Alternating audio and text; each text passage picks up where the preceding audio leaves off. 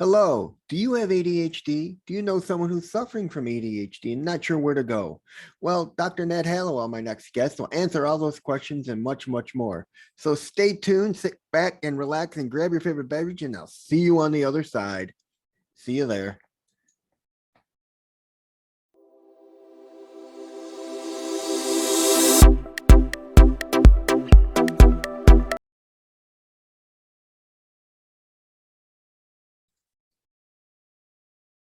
Hello, and welcome to Inside the Asperger Studio. I'm Reed Miles, and today I'm joined with esteemed ADHD specialist, Dr. Ned Hallowell. Welcome to the show, Dr. Hallowell. It's lovely to be with you, Reed. Thanks so much for inviting me to join you. Not a problem. Let's start off with something very simple. Is there really a difference between youth and adult ADHD? No, I mean, any more than, just as there is a difference between youth and grown-ups, sure, there's a difference, but there's no specific differences in the condition. Of course, kids tend to be more active, more hyperactive, but that's true whether they have ADHD or not. The collection of traits and tendencies are the same in both age groups, all age groups. Yeah, I mean, then that kind of begs the differ of why do insurance companies sit there and say, oh, we're going to take you off of your ADHD meds because you're no longer a teen, you're an adult. I didn't know they did that, but if they do that, that's because they're ignorant. That's so true. And that's my same feeling too. I mean, because one of the biggest questions is why is it so hard for people like us, you and me and anyone else on ADHD to get on ADHD medicine? I mean, you have to jump through so many loops just to get approved. Well, you shouldn't have to. If it were done properly, you go see a doctor, you get a diagnosis, and you get the medication. You shouldn't have to jump through hoops any more than you should have to jump through hoops to get treatment for any condition. But as we all know, the kind of stigma and ignorance that surrounds mental health is remarkable, and it means that a lot of people don't get the help that's readily available. In no field of medicine does the consumption of the science lag further behind the science than in mental health. And it's because of stigma. It's because of ignorance. It's because even doctors don't know, the full story. Yeah, I mean, the reason I've brought this up is when I was put on Silert at a very young age, before we knew I had ADHD. And then as I got older, I was taken off of it because it had issues with the liver. Put me on Strattera, and it was like night and day. There was no stimulation, and I felt like a zombie. So I took myself off. Then later in life, I got a really good therapist, and he put me on Adderall. And then I had to jump through hoops between my therapist and the insurance company because I needed prior age approval. Mm-hmm. Mm-hmm. And it was just a back and forth between the therapist and the insurance company until I told my doctor the appropriate thing to ask the insurance company. Mm-hmm. Mm-hmm. Yeah, you shouldn't have to do that. Yeah, I mean, that's why I brought that up. I mean, I don't understand why I had to do all the running when it should have been between the therapist and the insurance company to begin with. That's right. The patient shouldn't have to be the one who, brokers his own treatment. Now, I have a question for you, and this is because I have a friend who's going through this. He's been taken off of his ADHD medicine because of prior health issues, but he can't get on anything else because of his prior health. What kind of advice do you have for someone struggling with ADHD who can't get on traditional medicine? What kind of help? I first of all, I'd question why can't he? What do you mean? Because what prior health issues did he have? He's got POTS. What's that? It's something to do with the heart. So they told him. So he can't take stimulants because of his heart? Yes. Okay, first of all, you ought to check with a cardiologist and get a second opinion, because in fact, there are very few cardiac conditions that foreclose your chance to get on stimulant medication. A lot of doctors are not aware of that. So he should consult with a really well-trained cardiologist, because he may still be able to get on it. But if he can't, there are certainly medications not in the stimulant category. My favorite amongst those is Wellbutrin, but guanfacine can sometimes help. Amantadine, which is a med most people don't know about, is an antiviral medication that in fact can be very helpful with ADD. All right. Next question is, how do you manage your own ADHD? I mean, we all know you are yourself have ADHD. Yeah. What is your secrets to managing it? Well, you know, I'm 71 years old, so I've had 71 years of practice. And I guess practice is, you know, I'm still trying to get it right. I still make mistakes. I still misspeak. It can be really hard to have this condition. I'll say things that are inappropriate, off the wall, out of place, and, you know, it's embarrassing. But, you know, that's a small part of my life. The major part of my life is wonderful, because I have the special qualities that come with ADHD: imagination, creativity, drive, you know, a vision of how things could be. And I've been working my whole life to try to bring that vision to the world. And so how have I achieved what I have achieved in the positive side? I went to great schools. I was lucky enough to do that. I had great teachers. Then I married the right person, and I found the right line of work. I always say, you know, those are obvious, but they're crucial. You know, marry the right person and find the right job. And then I was able to, like, as I like to put it, find my hydroelectric plant. You know, ADD is like Niagara Falls. Until you find a hydroelectric plant, it's just a lot of noise and mist. But when you find your hydroelectric plant, you can light up the state of New York. And my hydroelectric plant was writing. So with the books that I wrote, I was able to get the truth out there about this condition. And it's still grossly misunderstood, but I'm doing my best in bringing it to the world. And bravo on what you've done. Thank you. You're very welcome. Well, next question I want to ask is there any relation between ADHD and low self-esteem? Do they kind of go hand in hand with each other? Oh, yeah. I mean, particularly untreated ADHD. If your ADHD is not recognized and not treated, it's almost for sure you're underachieving. And, you know, you have moments of brilliance, but then moments of absolute opposite. And so a repeated track record of underachievement, unexplained underachievement, where there's no obvious reason for it, leads you to think, well, I guess I'm just a loser. So, you know, it's real common. In fact, the rule rather than the exception, that adults who have never had their ADD dealt with have very low self-esteem. And then, of course, that leads to substance abuse, depression, anxiety, bad choices. You know, the marginalized life is not a happy one. So, but that's why I call the diagnosis of ADD such a good news diagnosis. Most medical diagnoses are bad news. This is good news, because things can only get better. When you have this diagnosis, things can only get better. That's so true. I mean, when my family finally found out I had ADHD, it was like a light bulb just went off above their heads. And it kind of explained a lot about my own behaviors. Yes. Why I acted the way I did, what I do, why I say some things. Yep. May I ask, how old were you when it got diagnosed? I was in the late 20s when they finally figured out I had both ASD and ADHD. And how did your life change after that? It was like a light bulb. It was like, it explains why I'm doing what I do. I never knew why I sit there and I blurt things out to people or say things inappropriate or interrupt people in the middle of their stories or talking. It was like, I mean, there was a story my parents used to tell me about. I used to take apart my father's tools just to see how they worked. And they never could figure out why I did it. Yeah. That and it was your curiosity in action, you know, your brilliance in action.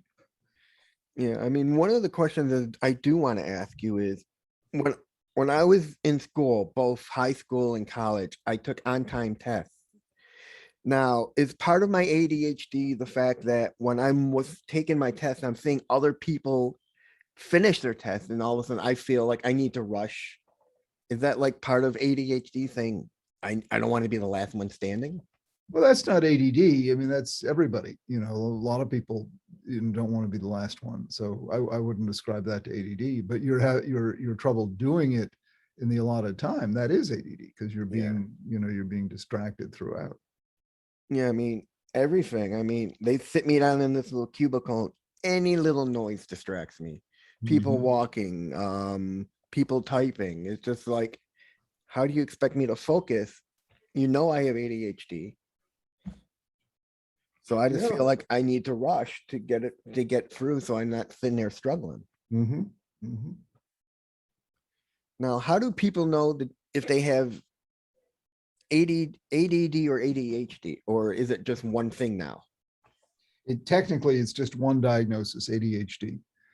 If you have the symptom of hyperactivity, then it's called ADHD combined type. If you Okay. don't have the symptom of hyperactivity, then it's called ADHD primarily inattentive. So it's All right. basically ADHD without the H or ADHD with the H. All right. Now, are there any self-taught ways to help with focus with people? Are there any what? Self-taught ways for people who have trouble focusing. Well, the simplest one is just do what you're interested in. See, we repel from boredom, but we glomp on to stimulation. So as long as you can be doing something that stimulates you, you'll pay attention. It's a myth that we can't pay attention. We can pay super attention. We can pay better attention than anyone. But when you introduce boredom, our mind wanders off. It doesn't go empty. That's why deficit is such a misnomer. But it goes elsewhere. Your mind goes elsewhere when it's not stimulated, when it's not engaged. Now that kind of reminds me of a question I have is ADD and memory. I I can't retain anything I learn. I have a master's and a bachelor's, and none of the stuff I learned from school sticks. Is that due to my Well, ADHD? that's true for a lot of people. I think most of us couldn't pass our 10th grade geography exam or 10th grade, history exam. So I wouldn't ascribe that to ADD. But there is a direct relationship between ADHD and memory. If you think of your memory bank as a board Mm-hmm. and you think of a piece of information or data as a nail, attention is the hammer.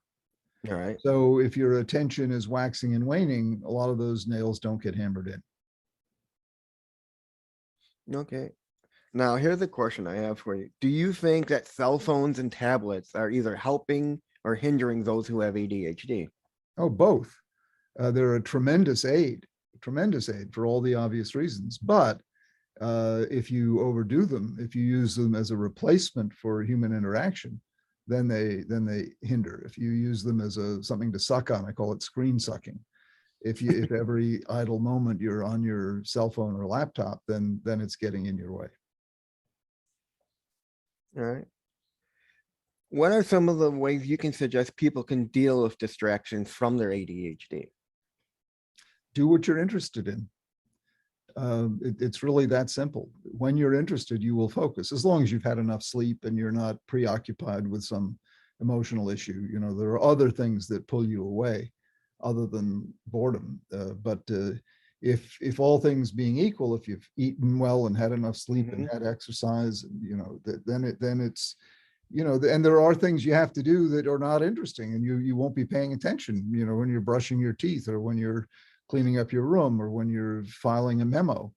That's when you're liable to make a mistake. Now, you can't make many mistakes brushing your teeth, so you probably don't need to worry about that. But there are times when you're likely to lose focus and make a mistake, and it's when you're not interested in what you're doing. And I get that a lot. I mean, it's like I can read a book and all of a sudden I'll put it down and I just totally lose focus on it for weeks on end. And then I just totally forget about it. And I realize I'm just bored. Yeah, yeah. Now, let's see. How do you handle your own ADHD on a daily basis?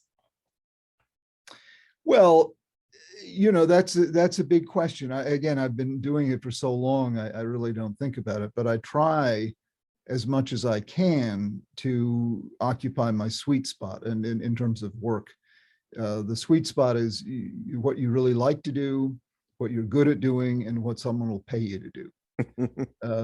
So like right now, you're not paying me to do this, so it's not completely my sweet spot, but I like doing this and I'm good at doing it. So we got 2 out of 3. And I try to stay in that spot as much as I can. Now there are times when, I can't, when I have to do paperwork or when I have to, talk to a bureaucrat or something like that. So I can't always be in my sweet spot, but I try as much as I can. And then, as I said, the 2 overriding variables, I married the right person, found the right job. It's so true. I mean, I've noticed with my own hyper focus, if I'm focused on something, I do it well. Right, And my parents can say one of the things I do great is I research. right. If I want something, I research it to death until I like it, until I get Right. it. Right. Now, would you consider your books your hyper focus? Your writing? But yeah, when I'm writing, I certainly do hyper focus. Yeah, by all means. So that's my hydroelectric plant. And in people, we really need a creative outlet. We ADDers. If we don't have a creative outlet, we just don't feel right. That's why I'm always working on a book. I finished my last book my last book came out in January, and now I'm thinking about my next book, which will be a novel. Now, how do you keep yourself organized, and what do you suggest people can do to keep themselves organized? Well, a combination of what I've learned to make habits over the years, but also the help of other people. I have assistants, I have agents, I have, a cleaning person who comes in once a week, and her team goes through my house, and my wife certainly helps out a lot.